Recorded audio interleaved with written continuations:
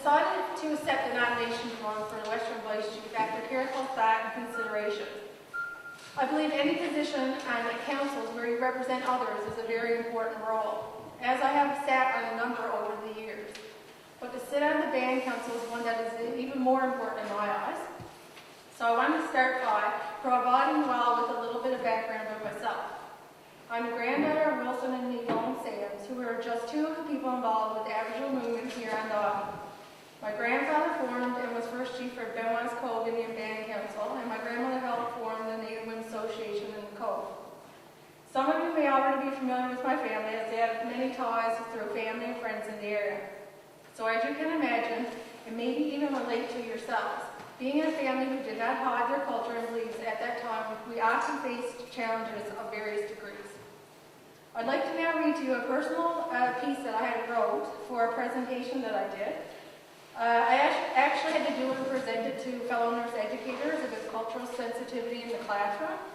It was my perspective as an Aboriginal student 10 and then at 20 years ago. So, as I sit here with my heart racing and my palms sweating, I remember a moment in my life that I have thought of numerous times before.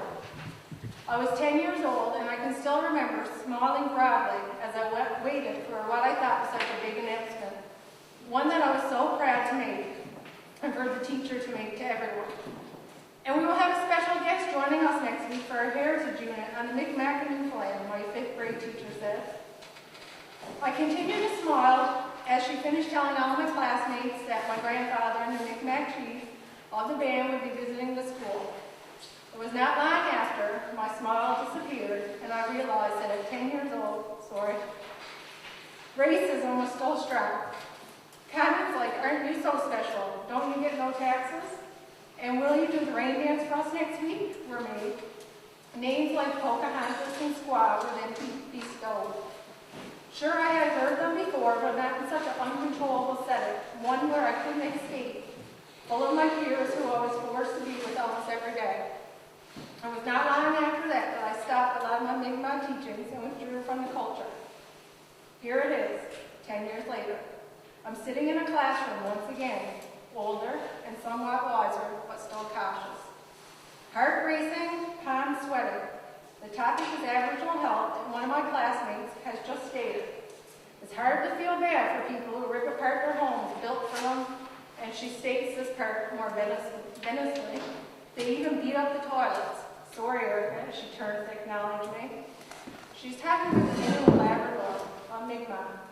I try to ignore the looks and try to disconnect from the discussion, as I have many times before, but then my words flood out like a dam has been broken. Were those people forced to residential schools where they may have been abused? They have had their own land taken from them, unable to live as they once had, having to try and change their whole way of life. Maybe the indoor toilet is the least of what they want or need.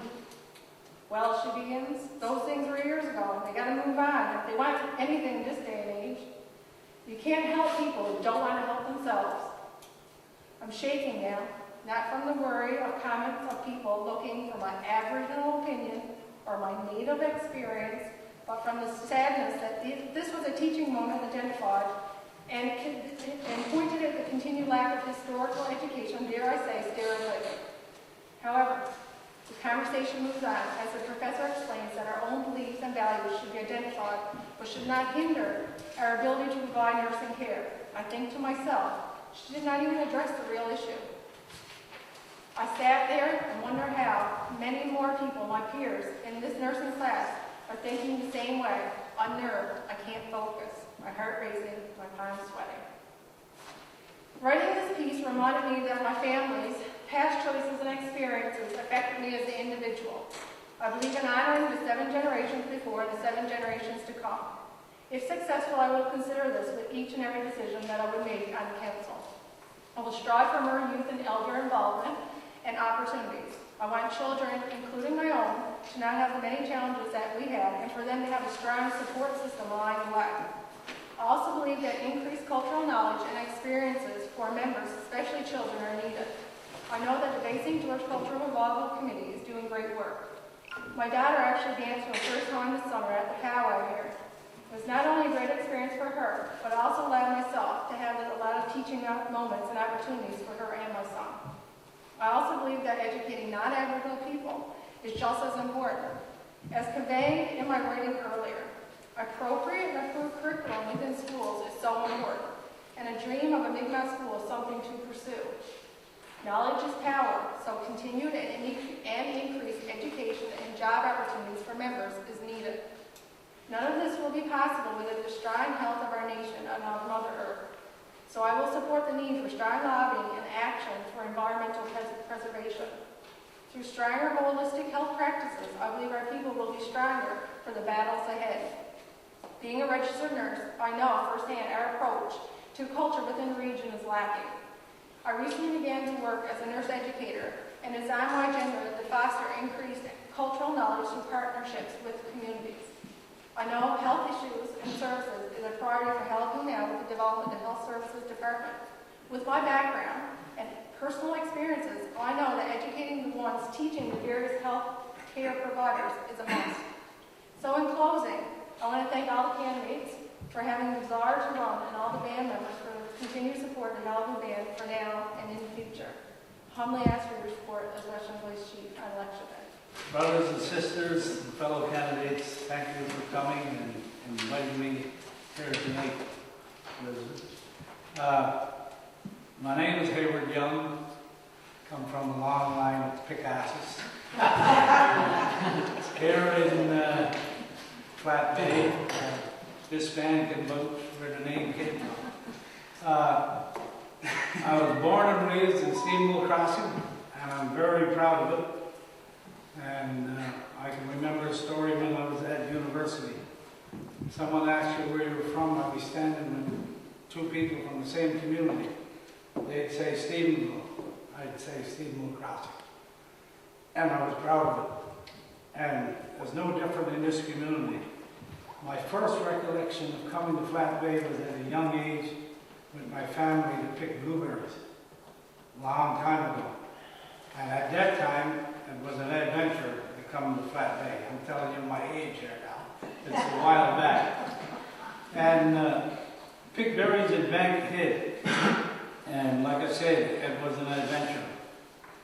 At that time, blueberries was a substance that we needed as part of our diet. And I didn't realize until a later age that I was a gatherer and hunter. I can remember back home when I grew up,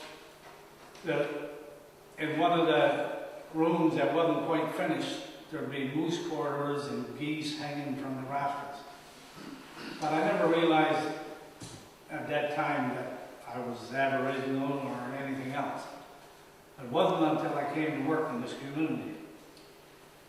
And in 1982, I was hired by the FNI as an outreach worker. I spent nearly 20 years assisting both Aboriginal and non-Aboriginal people in the area.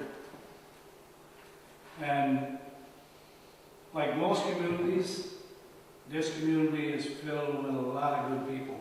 And like most communities like mine, we have some naysayers and we have people who are not community-minded. And like most coastal communities, very scenic area here. And it wasn't until I worked here and was mentored by Calvin White, who, by the way, sometime this week was honored with, I guess, a Newfoundland Award, and he received it the last couple of days, well deserving. He was one of the first people in this area to back us along with Johnny Oliver to get involved with the Aboriginal movement. Johnny Oliver, Lewis Carter in Steamboat Crossing, Marilyn John was involved back. There was a lot of people involved and had to be involved before this thing that we signed, this agreement came forth and we signed it. These people were all there, all pioneers in the Aboriginal movement, and deserve some recognition for getting to where we ended up. And like I said, I spent 20 years in this community, got to meet a lot of people, a lot of good friends. I still have a lot of friends here. I still meet some during the week playing poker or everything else. And it's like a second home to me. And, but it wasn't until I came here that I realized my Aboriginal ancestry. And I would have no problem, I would say, getting a bite to eat if I got stranded here and getting a bite to eat or a bed to sleep in. But that don't make me special because these people here will do it for a complete stranger. So this is the community that they're talking about. As far as culture goes, these people in this area nailed it. They got the volunteers. You see the powwow every year. I've attended as many as I could and been in the area. Great job. And they continue to do it year after year. Not an easy task, but this community does it and does it well. I have many reasons to run for this position, and I could talk here all night about the different issues. But I want to talk about the issues that are really a concern for me. Communication. Everywhere I go, people say, what's going on? We don't hear enough. Granted, they got a good communication system. They do, Qalipu that, but they don't reach everyone. And there's a need to correct that. They need to get out to the people that don't use the media, don't use the computer. People want to know. And we need to get the information. If we got to wait till every election to get information, it's too late. The agreement itself, it was probably the best we could have negotiated at the time. It is manageable and has potential to grow. I personally don't think that, and this is my own personal opinion, that we have managed it well, and we haven't grown as fast as we should.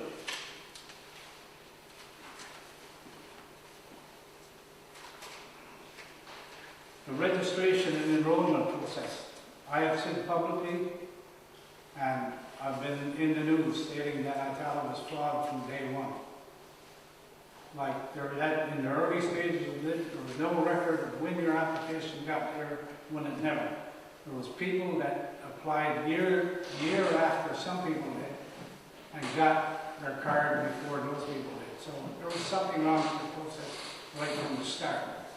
The other thing is, the government negotiated 2 generations in your out. And we all know the situation that they're all concerned about numbers. Oh, we got this great number. But we know in 2 generations, there's a good chance that number will be cut in half. So why would we even think about helping these people eliminate us by changing anything in the process that was already there? We negotiated this in good faith with the Canadian government. And if they wanted to change it, we should have said, let's go back to court. No way in this world are they going back to court. We had the Prime Minister of Canada come to St. George's and say, there's Indians here, you are Indians. Are they going to go back on that? Not going to happen. But I think sometimes we got to put the squeeze on. We just can't back up. They negotiated what they wanted. They got it. 2 generations were out to do it. If we don't marry within our own tribe. There should have been no deadline. Why have a deadline? Any people that want to apply to be Aboriginal now can apply to Ottawa. Why can't we do that with the criteria that we negotiated? There would be no need to have a deadline. And the first thing that should have been done once they knew that there was going to be influx of applications and there's more people than anybody thought there was, there should have been resources made available so to handle the extra registration and applications. And there should have been money put in place to help those people do it, those who could not. Not everybody are educated enough to find the genealogy and get it done. I know a lot of bands assisted their people, but like I said, there should have been more resources. We talked about election bylaws. We talked about it the other night, how short a time people have to vote from other provinces. It was a problem the last election. Should have been fixed in the last term. Never got fixed. But apparently it's going to get fixed in the next term. Well, we'll see about that. Not only that, I think the bylaws in general should be reviewed for the whole Qalipu. Like, I'd like to know how much money the chief has or the board has approved before they got to go back to the people. When we agreed on this agreement was ratified by the people. So any change that was done should have been ratified by the people too. And it wasn't. The decision was made unilaterally either by the board or whatever. But anyway, if elected, I can guarantee you I will have regular meetings with the area that I'm in. I will be accessible, I'll be visible, and I'll be accountable. There's two things I won't be. I won't be bought, and I won't be pacified.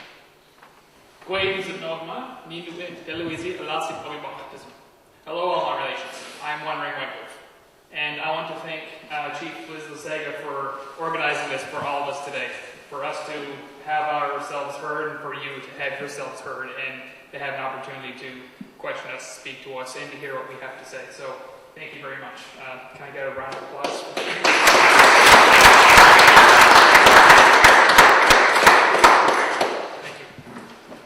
I'd like to start this evening with an apology. 2 days ago, I went to the Port of Port meeting, and I had the opportunity to speak to the men and women there. And I feel like I let myself down, and I feel like I let the people down there. I didn't speak to the best of my ability, and I felt ill-prepared. So I do want to give a heartfelt apology to those people. Now, this may sound a little bit strange. Arguably, it was partly nerves, and that's okay. Because by stepping outside of your comfort zone, you begin to grow. These past few months, I've stepped out of my comfort zone a lot, and I've grown a lot because of it. So I'm actually thankful for these opportunities to make mistakes and to learn from them. And it's important that we do that. And part of the reason why I say that to you is because I value my values and my ethics more than I value my pride. And it's very important for us to have that sense of ethics and morals. We have to be doing the right things for the right reasons. We have to be following what's in here, rather than what's on paper, or protecting ourselves from accidentally saying the wrong thing and maybe losing a vote or two. I probably just lost a couple of votes. That's okay. I have to do what I feel is right. And if that loses me votes or popularity or makes me look immature or unready, that's okay. On that note, I'm not here to ask for your votes. I'm not here to prove myself. I'm here to try to grow into the leader that our people need right now. We need leadership. We don't need a politician. We don't need a businessman. We need somebody who's going to stand up and go with their morals and go with their values and speak from the heart, which is why I'm speaking ad lib right now rather than directly from a quote or a piece of paper. Oh, I do have cheat notes. I did learn my lesson 2 days ago. Furthermore, to that same effect, where it's not just about me, it's not. It's about all of you, and it's about the people on the other side of the video camera watching this at home. It's about our brothers and our sisters in different provinces on the other side of the country. The people who don't have internet access. It's about all of us. And we all need to have our voices heard. We all need to have our opinions voiced. We all need that opportunity for discussion back and forth. And that's why I urge you all to educate yourselves. These past few months, with doing all of my homework and my research, like I should have done ages ago, I've learned a great deal. And this is all the types of things that you can learn while you're at home. We don't all have a computer at home, but we have access to computers. We can go to the library, we can go to a friend's house. We can ask questions, and we should ask questions. We need to question everything. We need to question everything. It's very important because we can't take everything at face value. So, please, educate yourselves. Don't take my word for it. Don't take these gentlemen's or this lady's word for it. Go find the answers. Prove it to yourself. That way you can speak with confidence, which is why I'm able to stand up in front of a crowd. Because public speaking is a challenge for me, like I mentioned earlier. But because I've been able to go and do my homework, I can stand up, I can put my chest out, and I can speak confidently because I know, because I've checked. To that note, I heard, where was it now? I read it in one of the notifications recently. I heard it on the CBC podcast from Reg Dansty that you require your membership card to vote. And that's not quite true. You need to be on the membership list, not the voters list, the membership list. So that's an important clarification. Very slim difference. You don't need your card. The AANDC approval letter is sufficient. These little differences can mean the difference between realizing you have the right to vote or not. This next part I will be reading directly off, so I apologize for not being able to make eye contact while I do so, but I think it was important to write this down. Let me begin by explaining the circumstances to the best of my understanding regarding the enrollment process. Because steps weren't taken to have the enrollment process completed within the original timeline, such as a much larger enrollment committee, our time ran out. This forced our organization to return to the negotiation table where the Government of Canada pressured our people into unfavorable amendments to the process. This is understandable given the influx of applications surpassed expectations, but make no mistakes, I certainly do not condone it. The eligibility criteria are as follows. Native ancestry, whether by birth or adoption, member of a Newfoundland pre-Confederation community or a descendant thereof, not already a registered native, and on the date of the recognition order, the formation of the band, that individual self-identifies and is accepted by the band. These criteria seem reasonable until we closer study the self-identification and band acceptance. For clarification, the supplemental agreement does not change this eligibility, however, it does change the document required to prove it. I strongly disagree with this. Arbitrary deadlines should not prevent families from receiving their rights. Expecting documentation of cultural involvement is absurd. I've never seen a logbook at a sweat lodge or a drumming circle. Not everybody feverishly takes selfies. Many aspects of the culture are all spiritual and private, and to document them would be disrespectful. Further, who has the right to judge whether a person is native based on how active they are in the culture? Look to the person beside you. Really look at them, a brother or a sister of our nation. Can you dismiss part of their identity because they go to church instead of a sweat? Because they choose video games over crafts? Because they only just discovered the heritage they celebrate?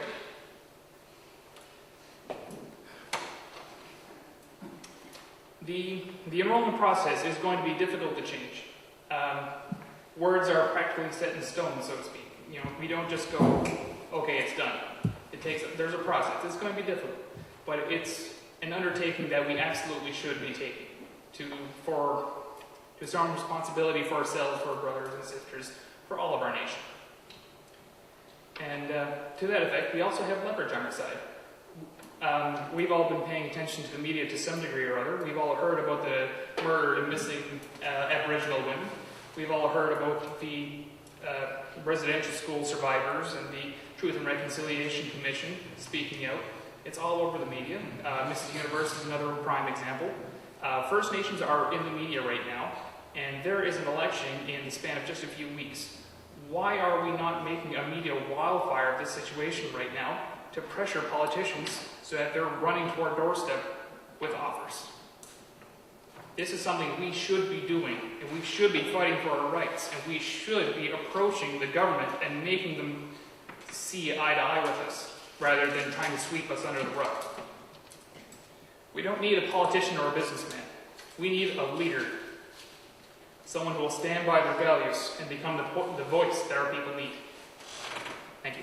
This is my home. I've been here now over 3 boys, wonderful boy. And I'll always be protective of this community first. That's what it will be supposed to be. That's what my boys will grow up. I'll be here until I die, I would suspect. Otherwise, I think my father-in-law would probably be pretty upset. So. I won't get into it. You don't want to have me, you don't want to have us move. But to get into as far as the elections go, 3 years ago, I got a call from Chief Lasaga asking me if I would be interested in taking on the position of representing Flat Bay, Burgeo, St. Teresa's, I should say as well, and St. Vittens area. And at the time, it wasn't really the best time in my life to do it. The family was young. I had, the youngest boy was only 2 years old, and 3 boys in total. It was pretty busy with everything. But at the same time, I felt like something was right to do it. It was a learning experience, and I have no regrets for sure. It was learned a lot through these last 3 years, and I got to be involved in a lot of different things. Sit on committees, and I'll say, sit for the record, I never missed not one meeting. I never missed a council meeting, I never missed a committee meeting, and there was a lot of them in 3 years. And it was difficult to always get to them. So, like I said, I am dedicated to the cause. I guess in going forward, if I look at, and if anyone checks out things that's happened in the last 3 years, Qalipu has accomplished an awful lot. If you look at the different partnerships of the companies that are coming into the province, if you look at the support for the elderly, there's been a lot done. And I think we have to appreciate that, for one thing, even though there's a lot of criticism sometimes from the local community. For myself, going ahead on things, I try to think even a lot lately on, let's say if our ancestors could talk to us now. If our ancestors could talk, what would they say to us? I think, first off, they would say, please take care of our elders. Please respect the elders. Take care of them any way that you can. And I think that's, like for myself, that's something that's always been in my heart. I've always been around a lot of older people in my family. And it always, I guess, bothers me the most if there's an elderly person that's going through a hard time. So that's first off. And there's things that can go on to help even more. Con River, for example, has a situation, they have a program where all of the money, I think, that we put in for the vehicles, when a vehicle is brought down there, part of the money goes to help with renovations for the elderly. Why can't it be something that we look at down, in the future? Now it may be difficult, but we could look at something like that. Now, the ancestors, what would they say as well? I think they would say, make sure you're not taking advantage of anyone. And I think we're doing a pretty good job with that. So if anybody comes in, big company, small company, they will generally have to deal with elderly. And there has been a good job done in that regard. The ancestors, I would say, please keep the traditions alive. Keep the culture alive. Flat Bay has done probably the best job of that in the whole districts, from central out to here. So, the people of the community know what they're doing in that regard, and they've been the most respectful of the culture. And the ones in, such as Bucci Bennett, I mentioned Bucci as well, and ones outside. But a lot of the members have been in Flat Bay and with the powwow committee. The ancestors, I would say, please take care of the young people. Make sure they're educated. When in early days, education wasn't important, except educating into the wildlife. They taught the young people how to fish. They taught them how to hunt. That was their education. I'm sure if an ancestor could talk right now, he'd say, please support the education of our youth. And we are trying to do that as best we can. Sometimes the funding is not there as much as we'd like. But I look at it, Qalipu right now, we're starting to bring in some good revenue. It's only in its infancy. And last year there was a profit of, say, $800,000. That profit hopefully will grow even more in the next couple of years, and many years after. But there should be some type of legislation that would say, well, let's have a certain percentage, could be 5%, that would go back into the education of the youth on top of the tuition and books that's covered right now. You know, like there's a lot of possibilities. Like for myself, that I would just say that I will always represent the people as fairly as I can. I've always been an honest person, respectful of everybody. The ones who know me know that. And I will continue to do this sort of job. So, thank you. My background in my education, I did a chemistry degree back in my earlier years. Always had an interest in health sciences. Kind of hoped to go to medical school at some point in time. I more recently just finished a nutrition degree to go along with my chemistry degree. And I'm in the process of becoming a registered dietitian to go along with other credentials as a coach and a personal trainer. My long-term life goal is to make people more active, to be healthy and live a long life myself and maybe be an example to others in that respect. I certainly try my very best to encourage other people to be physically active.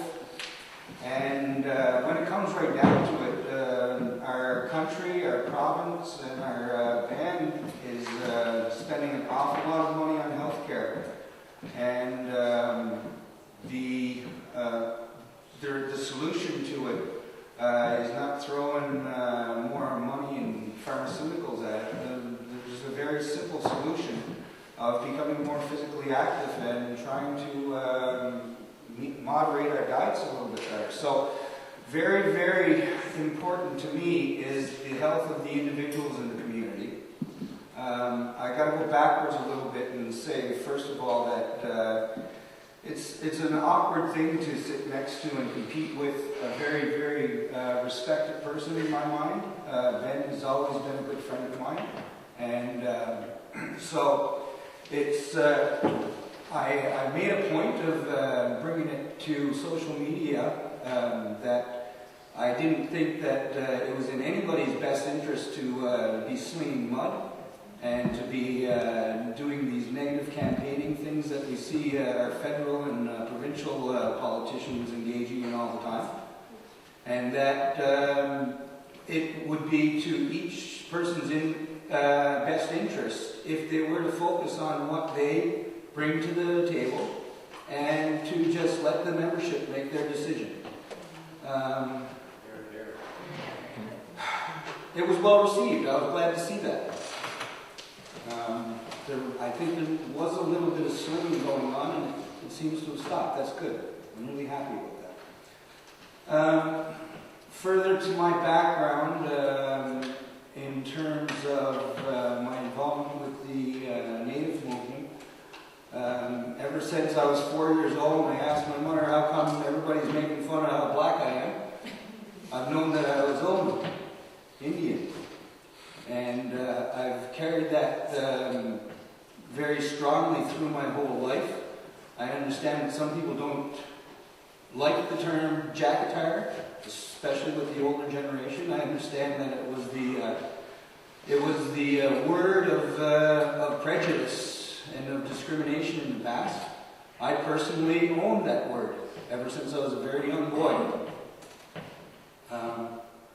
They'd ask me, what are you, pork chop? What are you, wop? What are you, Lebanese? No, boy, Jackatar. So anyway, I've been always very proud of the color of my skin and the ancestry that I have. I began working right out of university with the Western Pathways Board as a community development worker. I seen our powwow almost go by the way and took a delegation to Conn River back in 2007, I believe it was. And we came back and we vowed that there was not going to be any more missing years for powwow, and that has not happened ever since. I had to leave, unfortunately, very shortly after that, but it was put in the hands of very dedicated individuals, and that hasn't happened ever since. Since being in my nutrition degree, I've had the opportunity to deliver some physical activity and nutrition workshops for the Flat Bay Band, and I look forward to doing that sort of thing with the Health Services branch of Qalipu in the long run. Most recently, I guess, I was engaged as an apprentice teacher for the Mi'kmaq language, a position that I enjoyed incredibly, and an occupation that takes an hour or two at least, usually, of almost every single day of my life. When I finally made the decision to put my name in, probably last week, it came to me that, oh my God, now what have I done and what do I have to do? And I started to scramble of, well, what's my platform going to be? Where am I going to get all my print materials and that stuff? And what I decided was that here's what I'm coming with. Blank pages. I'm coming here to learn, but most importantly, I am coming here to put my name as the representative for the Flat Bay voters in Qalipu. That being a representative doesn't mean taking your agenda to the decision-making tables. Being a representative means that you communicate with the membership, you come to a conclusion on which way the membership wants to go with a certain issue, and you represent the majority of your members. So, what I think about the issues, and nobody's going to cage me into anything here today, what I think about the issues is not as important as what the 900 members of the Flat Bay Voters List means. So, there may be something, one or two very strong feelings that I have that I might share with you today, but in terms of an overall platform, I don't have one. I want to gauge what the members want before I make any sort of conclusions. Do my homework, as Shane alluded to earlier. Very, very important that you just don't take the word of somebody on Facebook putting out a graphic meet. You need to consider, where's the information coming from, and is it based on any sound rationale or logic? So, my unprepared statement has taken me into my 5 to 10 minutes. I'm satisfied with that. I do want to close by saying thank you to Chief Shepherd and for the members of the Qalipu Council for having taken us as far as we have come. We roll back the calendar a few years, and nobody would have ever imagined that we would have what we have today, and for that I'm very thankful. Look, the Qalipu Mi'kmaq First Nation actually started back, not the Qalipu, but the Aboriginal movement started back in 1971-72 by a group of individuals going to university in St. John's. Bart Jack, Marilyn John, Tony John, Roger John, many others, your sister. What's her first name? Ellen, yes, I should have remembered that. But inspired and moved by a gentleman that came from the United States, back then referred to as draft dodgers, Jerry Wetzel. He was the mover of the movement that was happening across this country. And from that, there we had other members that moved the agenda.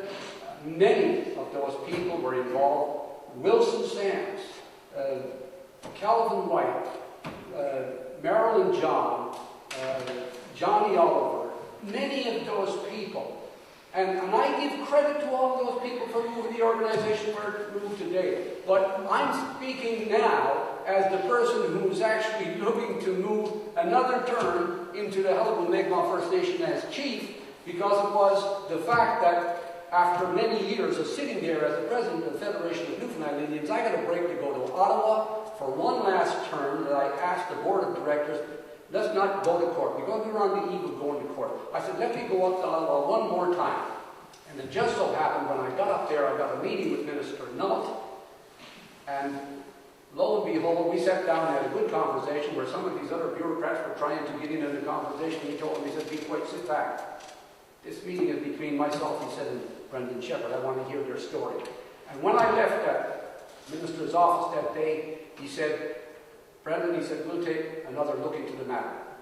And from then, it started off. And then we went into other governments, other ministers. It was a long time in the making, but in 2001, we certainly got down to some brass tacks when we had the special representative, Mr. Mark Lalonde, come to the province, who was a minister in the Trudeau government, and we started preliminary negotiations. So really, in a sense, I was the person at the helm at the time, and I didn't let the reins go. I brought us with a recognition, the goal and objective of the organization, which was established back in 1971-72. And folks, let me tell you that right now, we're one of the largest bands in Canada. One of the largest Indian Act bands in Canada. And I'll tell you something else about that. We're very high on the record of showing the rest of Canada, as well as Newfoundland and elsewhere, where people know of the Qalipu Mi'kmaq First Nations, that we are a very accountable organization. We're a very open and transparent organization, and we meet far more than many of those First Nation bands across this country who have been established for, many decades ago. Qalipu Mi'kmaq First Nation, we're showing this country how an Indian Act band can in fact deserve respect by other people in this country of how we implement our programs and our services. And I'll continue to do that as we move forward. If the members of Qalipu who are at voting age decide that Brendan Shepherd, you lead us on for another term, got us where we are today, then we certainly would appreciate if you leading us on. And I would appreciate that opportunity, by the way. And if that happens to come, and regardless of that, if it's an outcome in a different way, I will certainly honorably accept the decision of the members, because that's where it lies, the decision of the members at the end of this process. So together, we've proven that we can, in fact, make a difference in how First Nations are viewed in this country, without a doubt.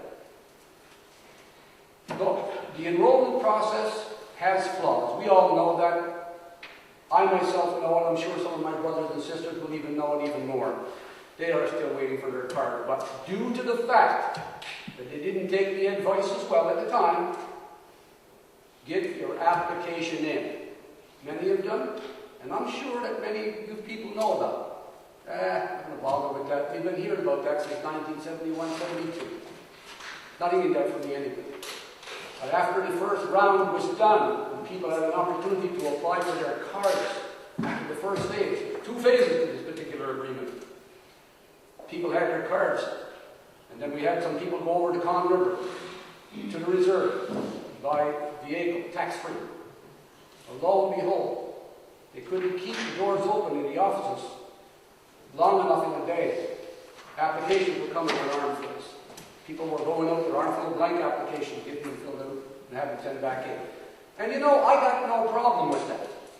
I've got no problem, and I said to the media time and time again, I don't care if there's 100,000 people that get registered with the federal government, if in fact they meet the criteria outlined in that agreement. Because an agreement is an agreement, folks, and without that agreement, which was ratified by the members of the Federation of Newfoundland Indians, who were the only members that were known to be Aboriginal people at the time in Newfoundland. It was ratified there. So we have agreement that was agreed to by the members who voted for it. Obviously some didn't agree with it, and like everything else that we experience, even within our own family. Do you get full cooperation? Do we get full agreements on everything? There's always people who disagree. You cannot please everybody in this world. And I know that from an early age. I went to church, and I realized that God sent His Son down here. He couldn't satisfy everybody. They crucified Him.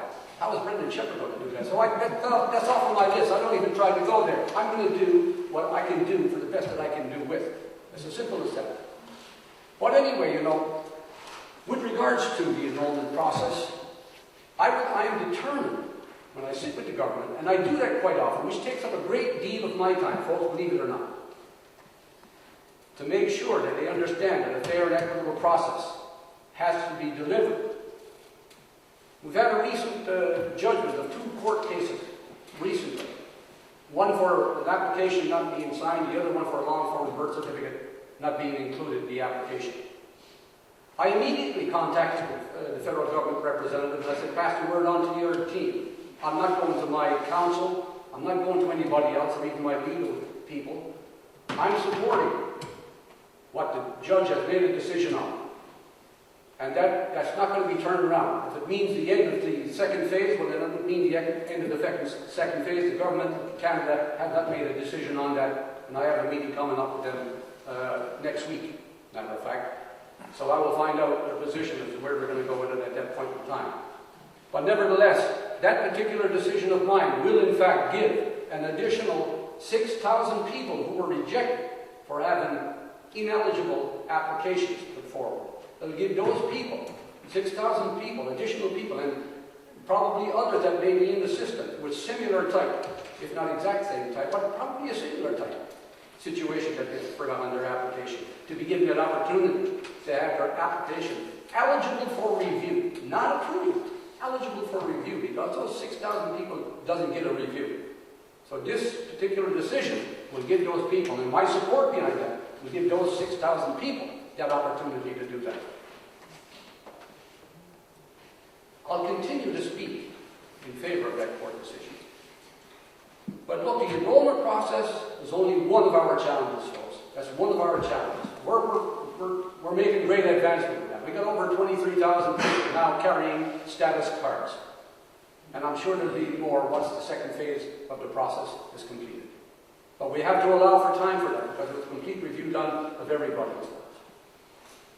The Qalipu Mi'kmaq First Nation Band, under my leadership, has put in place many programs and services that directly benefit our members.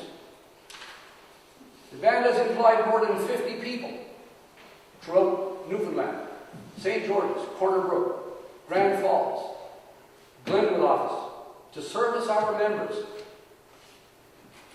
We've paid more than $40 million out in health benefits in the last couple of years.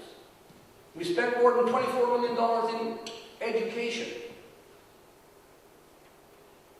We've established a Qalipu Band-owned enterprise to profit from some economic development opportunities at Muskrat Falls, those places. Established Service Qalipu, the department to deliver economic and community development services. Opened a strategic partnership office to form corporate and government relations that continue to benefit our members.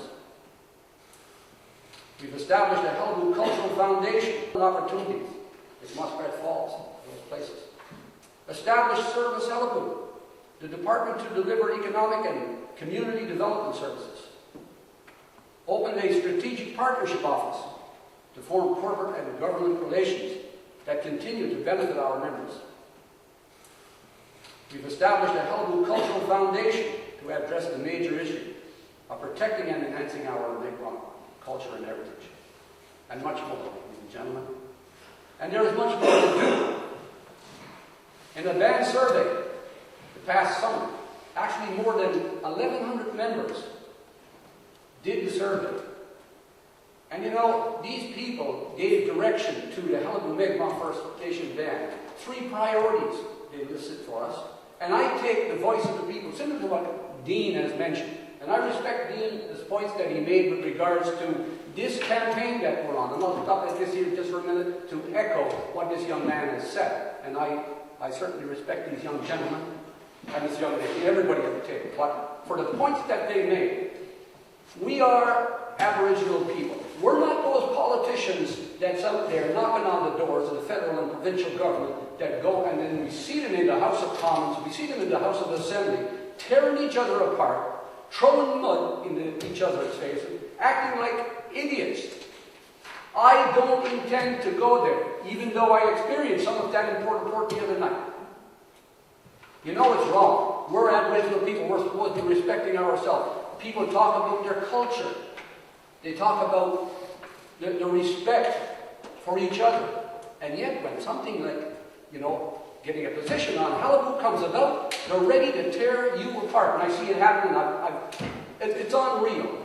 People who's on Facebook, I don't go on Facebook, know what happened in the last election. It was just something awful, disgraceful as far as I'm concerned, for people to be on, bad-mouthing, and using the language that they've been using, against innocent people. There is no need for that among. Stand up and get elected to this council on who you are, what you stand for, and what people know about you. That's all we need to do, folks. Now, and I respect people who respect me, because when you cross that line, then I have to come out swinging, even though I said I don't want to go there. And I probably would not go as deep as some people would go, trust me. But I'm not going to be walked over by people. And I'm not going to back off from anything that I'm actually doing, that I'm given a direction from the people to actually move with.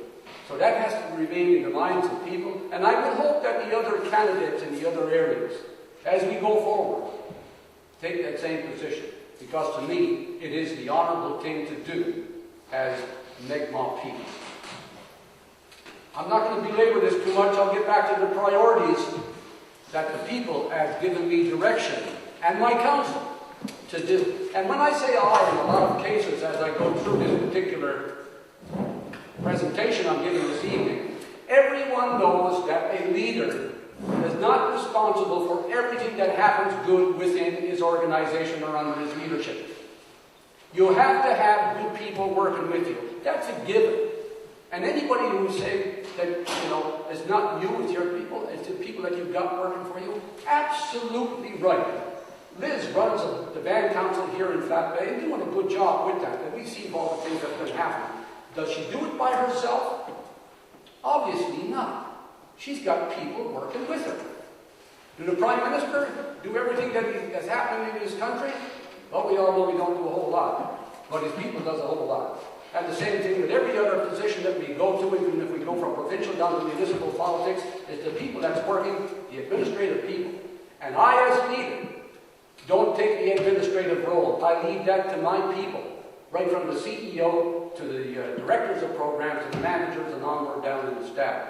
And as a leader, I can tell each and every one of you here this evening, and anybody who will listen to this, is that I've got great respect within the Qalipu office and the other offices where I have people employed.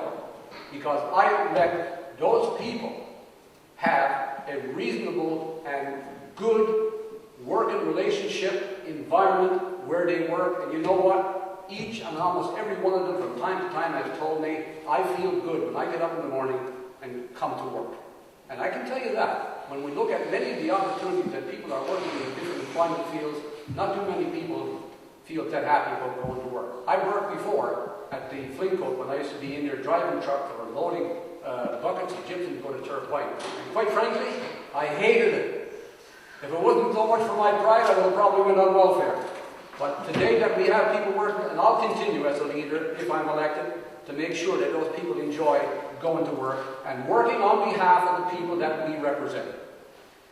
I'm not going to take it too long on because, look, the people that we're addressing here tonight, I know you all know me. I'm going to have a flyer in each household, just as we received a singular flyer from Liz Lizaga in our mailboxes. One will be going out with my information to each and every one of you. So I will not have anything to pass out to you tonight. Besides that, I was a little bit late because I was digging up my potatoes this evening and I couldn't get to my computer in time. But anyway, the priorities listed out for us folks, and we're paying attention to it, was culture and heritage. Qalipu culture. What is it? Like many of the members growing up, I knew I was of a Mi'kmaq person. Yet, how I practice my culture, and I'm talking about what Shane has mentioned, which was very important as well, how I practice my culture is different than how some of our band members, practice theirs today. And listen, I've got no problems with that. To each his own. I can appreciate that some of our members wish to revive this Mi'kmaq ceremonies and practice. For the reason, under my current leadership, we have created a separate organization, the Qalipu Cultural Foundation, to listen to the people concerning culture and heritage. Together, we will decide what is meant to be a Mi'kmaq person in Newfoundland in the 21st century. Qalipu is unique, made up of members with different views and practices.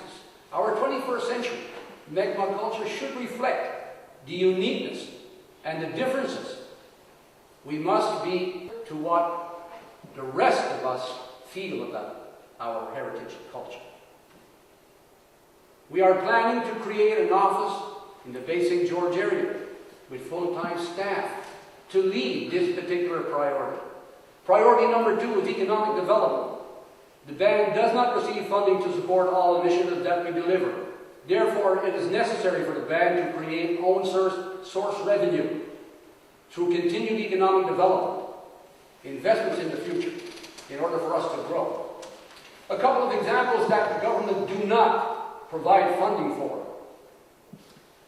And that is funds for culture and heritage, research for Aboriginal rights, elections, and other vital initiatives. And more importantly, for the wages and salary of the chief. And I said when we first sat down with government, if you don't have money to pay my salary, then they're going to have to find somebody else to be a chief. Nobody, unless you're rich and you've got a desire to take all the criticism that a chief takes, that I've taken over the years, there'd be something wrong with your head to be looking for a chief position if you didn't have a salary. Quite frankly, folks, the day the salary stops is the day Brendan Shepherd stops working. But nevertheless, in the next term, my priority for economic development is to create an urban reserve whereby members and band will continue to benefit from tax exemption. Then mentioned with regards to the reserve. Yes, we are in fact working with the federal and provincial government. I've met with the different premiers that was in the short time. Marshall, since then Paul Davis, and I said, listen, we need to get the support of the provincial government because the provincial government was probably responsible to some degree for the long time it took us to get recognition because when we would go to the federal government, they said, listen, we need the provincial government to support this. We come back to the provincial government, they say, well, look, Aboriginal people are a responsibility of the federal government, not ours. So it took some time for those barriers to be broken down. It wasn't only broken down by me, it was broken down by members who led this organization before me. I hope I'm not running too much of my time in this. You just fire that bottle at me. When we finish here, folks, hang with me for another minute or so. So nevertheless, economic development will continue. I also plan to, like I said, open a pharmacy that will offer mail delivery and prescriptions to our seniors and others who cannot easily access the critical health care service. As your chief, I will also open an economic development office in central Newfoundland. I know that somebody would be saying, well, what's going to do that to us? But you know something? It's almost, there is a division. Since the federation has been formed, there's regions. Central Newfoundland that has Gander Bay, Glenwood, and Grand Falls, 3 band councils over there. We can't have everything on this side of the coast.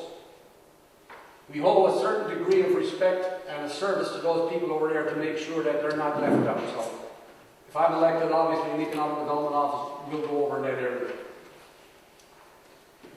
The most difficult task for the Mi'kmaq people of Newfoundland, the task of bringing our nation and our members to the status that we enjoy today, was accomplished during my term of office with the Federation of Newfoundlandians, and I'm proud of that. But I had some great help along the way, folks, let me tell you. I am not defined by formal education or a university degree, but by the ability to recognize what is required and the strength and skills to successfully get it done, which I have proven. Look at all that we have accomplished in the last 4 years. We are able to demand the attention of the federal government, not by aggression, but by commitment, negotiations, lobbying, and hard work. I do not pretend to be someone I am not. I am a down-to-earth individual, a common Mi'kmaq person in our society, very much like most of you folks here today. You know that, especially in my community. I come from a very large family, and if I could get them all out to vote, I probably would win as the chief. Anyway, folks, look, it is very important to me that I was awarded, by the joy of helping and improving the lives of other people. I really take great pleasure in helping other people. These are things that define me, and I am proud of that. I am proud of how far we have come as a group of Mi'kmaq people, and I want to take this even further as we move along. So on October 23rd, I respectfully ask for your vote. Many people have said you got my support, and I said that's fine, I like that very much. But you know something, if you don't get out to the polls and vote on that day, your support for me is not much good. So you've got to get out and vote. And vote for the person of your choice, but I ask that you vote it's right on the money for me. A special welcome also to all of our viewers who may over the next days or so prior to the election get an opportunity to hear from candidates. And this is a great idea to let people who can't be here participate in what's happening. It's always great to come to Flat Bay. I enjoy the powwows when I come here. I enjoy it when I come here and visit with Sheila and some of her relatives in the Flat Bay area. Anyway, my name is Brendan Mitchell. I'm candidate for the position of chief in this band.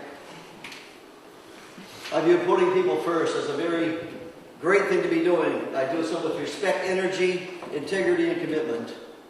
I'll tell you more about that in a bit. A lot of people in Flat Bay don't know who I am. I met some people tonight who have not seen me before, not met me before. I'm currently the ward councillor for Corner Brook. In that role, I represent 11,700 members of the Hallowed Mi'kmaq First Nation Band, about 1/2 of our total membership. I'm married to Sheila Lasaga, who's sitting right back there, and my beautiful wife, who both reside in Corner Brook. I'm the great-grandson of well-known Mi'kmaq guide, trapper, and prospector Matty Mitchell. Some of you may have heard of Matty Mitchell. There's been a book written about him and a video and film made. I'm also the son of Jack Mitchell, who was the first chief of the Corner Brook Band Council back in the days of the Newfoundland and Labrador Native Association.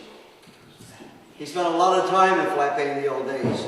A great friend of Patty Shepherd. So he knew a lot of people in this area and spent some time here. I was fortunate enough to go to university. I'm a graduate of Memorial University. I have a Bachelor of Science degree in biology. I have a Master's degree in business administration. I'm currently employed at Corner Brook Pulp and Paper, where I've been for the past 29 years. And I've served in a number of management roles there. My organizational experience is extensive. I've been involved in a lot of boards and committees at the local, provincial, and even national levels. On a more lighter note, I'm a certified fly casting instructor, and I love fly fishing and salmon fishing, and I'm also a licensed guide in the province of Newfoundland. What is this election about? This is an election about having the right leadership for our people. Leadership at the position of chief, leadership at the position of vice chief, and of course leadership at the position of ward councillors. What is leadership for our people? It's ensuring we do the right things right, always putting our people first, and doing so with respect, honesty, integrity, and sincere commitment. Folks, this basically is my platform. It's not my platform, it's my creed. If I get elected, it'll be the creed of every councillor, vice chief, and every staff employee at Hallowed. This is what our business should be about. It's about our people and serving them. Election platform, 4 items. I'll talk about a few things as we go along. The medical, dental, and the eye care. We have to ensure the sustainability of these programs well into the future. Expand benefits where we can. Also increase management of program delivery at Hallowed. Promote ease of access for our members. Deliver fast and effective service for members, and possible direct ownership by BAM of some of the program aspects. And the BAM is looking at these things right now. Education support is another area we have to keep focused. Ensuring our program funding continues for members. We have the same funding parity with other Aboriginal organizations in Canada. You may not know this, but in terms of our per capita, we actually get a little less for funding for education than most other bands get. We have to work on trying to get that parity. We have to support and encourage members on their education initiatives. My view is the stereotyping that has occurred in this country, maybe in Newfoundland also, but other parts, can be improved upon by educating our young people. We need to encourage them to stay in school, go to university, study programs, go to other colleges, learn to be pipe fitters and plumbers and electricians, carpenters and whatever, and of course doctors, lawyers, and Indian chiefs also. We can do that. It's very important. We made a change in the policy regarding funding at Qalipu this year. Now we have a program of maintaining a books and tuition first policy. A lot of people were coming to me, have a large band. How come I can't get any money? How come my neighbor, their child is getting all this money in allowance and they're getting this money in books and tuition, I can't get anything? We talked about this at Qalipu. I put this on the table. We need to make a change here. We made the decision as an organization that we have to treat our people fair, so we're going to go with a books and tuition first program. If we have any allowance money left over, we'll probably divvy that out too in the end. But for me, I'm a university student. I went through on student loans. My father had never had money to give me to go to school. I'm really pleased that we have this program in place. And we have to keep, of course, working on this program. But I encourage you all to keep the children in school and keep them educated and get them into post-secondary training. It's how our young people have an opportunity to improve themselves. And I know you people in this community are trying to do just that. I just want to say something about the medical and education programs. These are great programs. These are programs that were put in place through our membership, our federal government involvement, and quite frankly, I have no problem in saying that I'm really pleased with the people who persevered and worked hard at this over the years. The Calvin Whites, others, Brendan Shepherds, who kept it up and got these programs for us.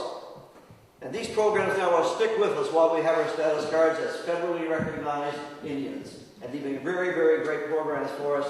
And of course, as Chief, I can assure you, we'll try to make those things be maintained. Let's talk about culture and teachings.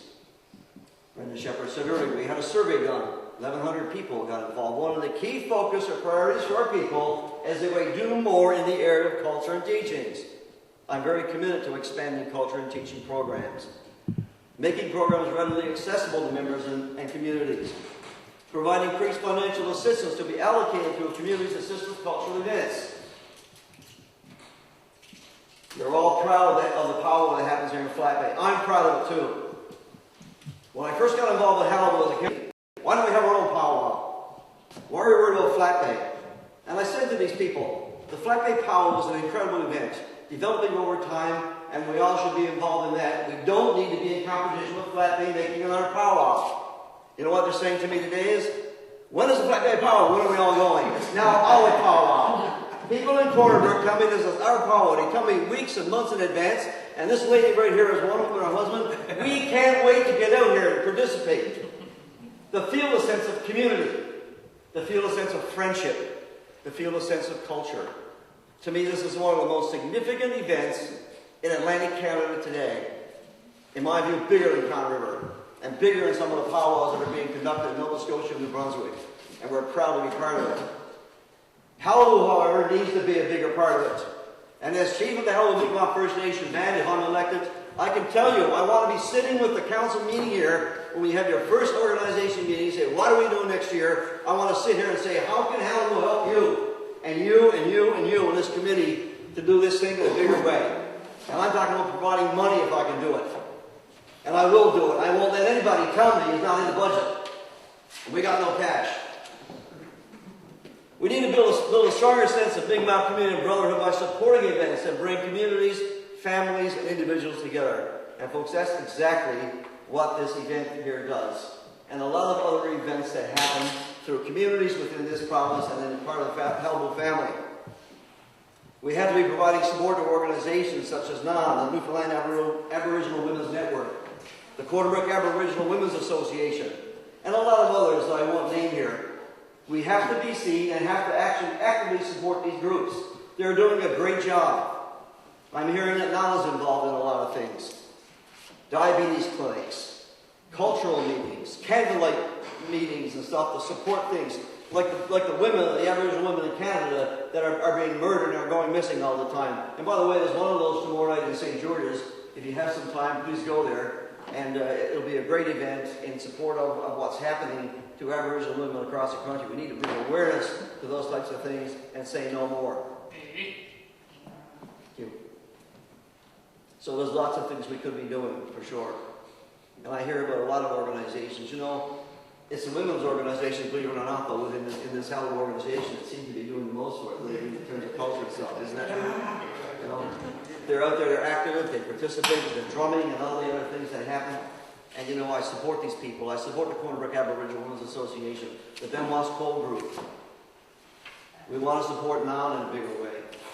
We want to support the powwow here and other things. Lots of these programs that are our emphasis.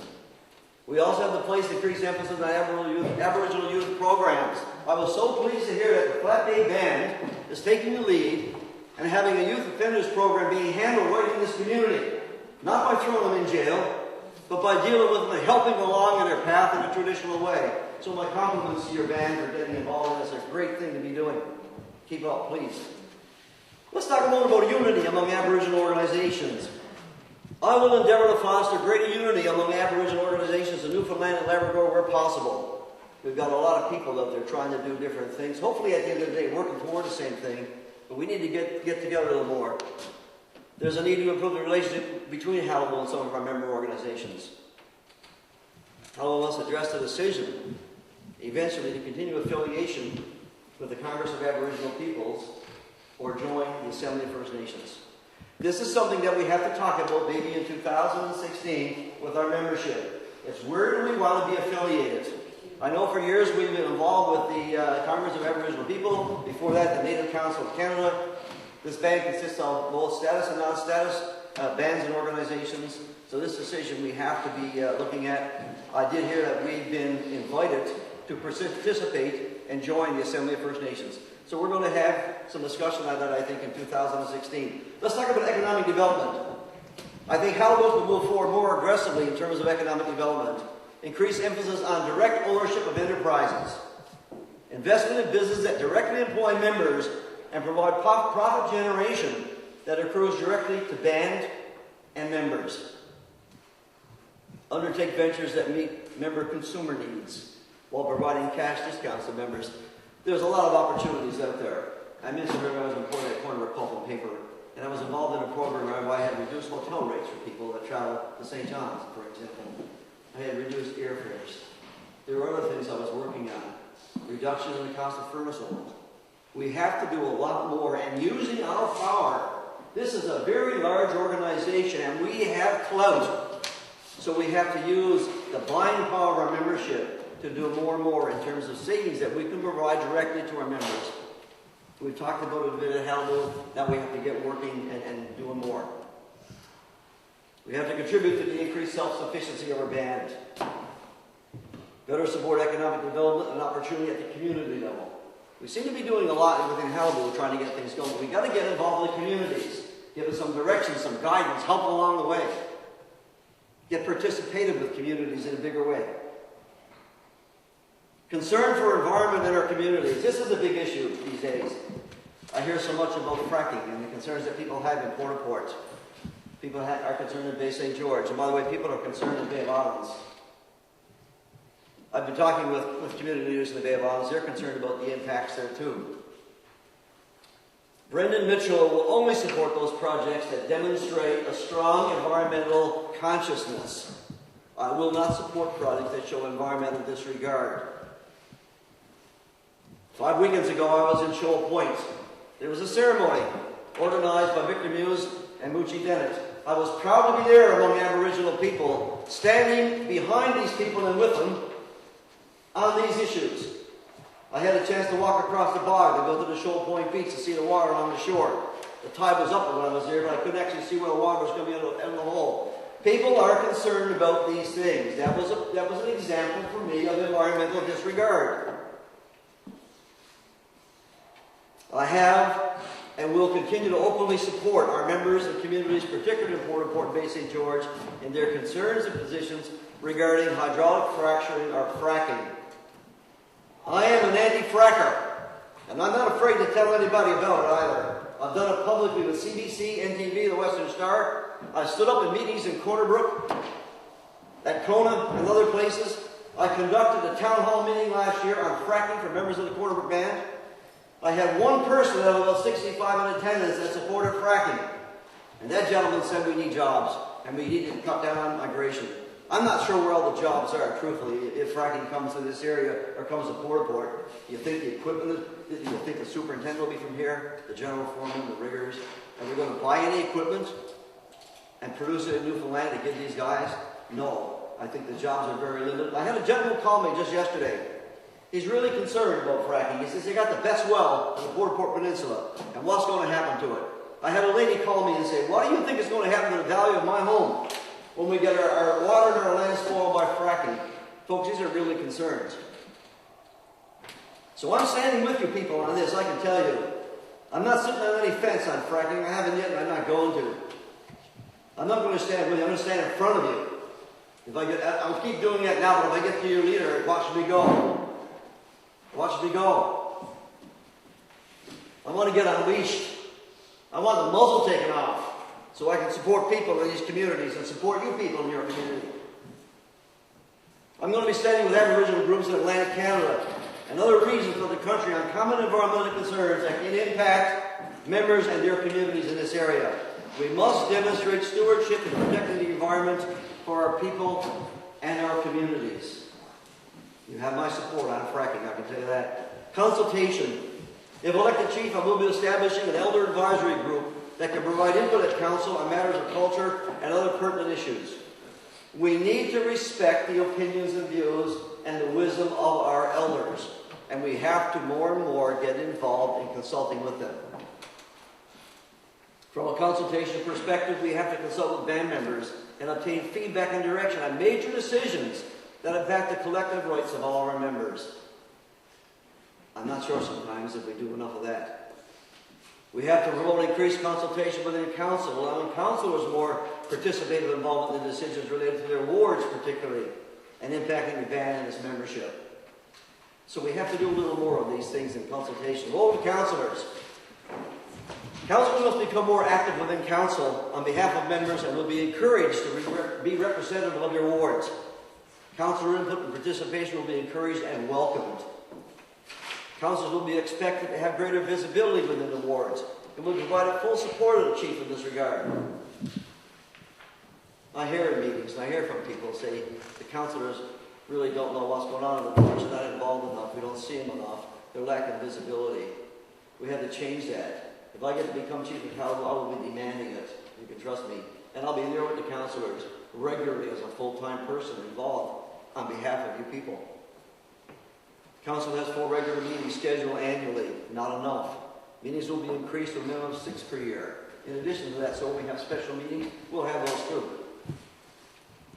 Governmental regulations. The future success of Qalipu requires sound and cooperative relationships with all governments, municipal, provincial, and federal. This applies particularly to our very important relationship with Aboriginal Affairs and Northern Development Canada. I'm confident that I can build on existing relationships for the betterment of Qalipu and all of our members. Thank you, ladies. We can just stop for a second and cover the table. Thank you. Qalipu enrollment process. Everybody tonight, I think, talked a little about the enrollment process. This issue will continue to be turbulent for Qalipu, for council, for Qalipu. You know, some people say we got a black eye. We got 2 black eyes. We lost a few teeth so far. We got a few broken ribs. You know, where we go beyond that, I'm not sure. Finalization of this process will likely leave many applicants dissatisfied. Let's be honest about that. Families will be impacted. Current members may be impacted. Qalipu will be dealing with claims of procedural unfairness for some time to come. To date, as a councillor, I'm not sure where we are with the process of enrollment. I've asked the question, but I do know it's ongoing, and I'm waiting to see what happens in June of 2016. I hope by waiting to see what happens in June 2016 didn't give us a chance for intervention. I'd like to be able to do what I can. I know we're locked into a government process right now. We have an enrollment group trying to deal with this. But this is a very tough issue for all of us. As your chief, I'm committed to assisting council, speaking on behalf of members and their families, and supporting applicants where possible. This is a very tough file. It's the most difficult file we've dealt with so far, and one that we have to get finalized yet. And there's a lot of work still to be done. I want to talk a moment about community engagement. And I'm talking about direct engagement with our members, with people like you and your families. This has to increase. I'm interested in meeting with members to hear from them and ask what Qalipu can be doing better. What can Qalipu be doing different in support of members in our communities? Those questions have to be answered. I want to get involved in meeting people. I'm going to be traveling to the communities this week. I'll have a full-time job if I get this. I'll have time on my hands, believe me, to take time throughout a year to meet a lot of different communities in this province that are involved with Qalipu.